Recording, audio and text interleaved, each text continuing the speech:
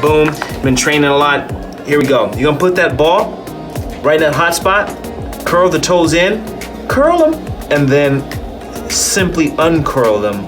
You'll feel that stretch happen all the way down. And the arch meets, get right in there, get nice and soft, put all your weight in there. You can even look at, I got my arm on my knee and I'm leaning into it like a lunge, putting all that weight in there, grind.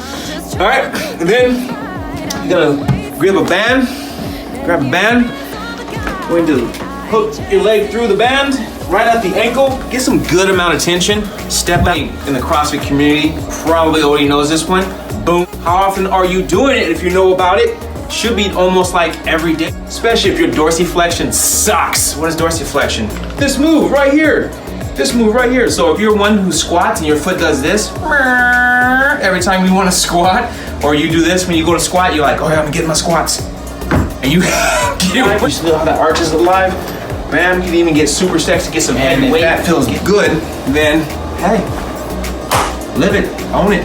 All day, every day, right? Can't get life done without moving. So, as always, stay hydrated, stretch daily, and stay tuned in.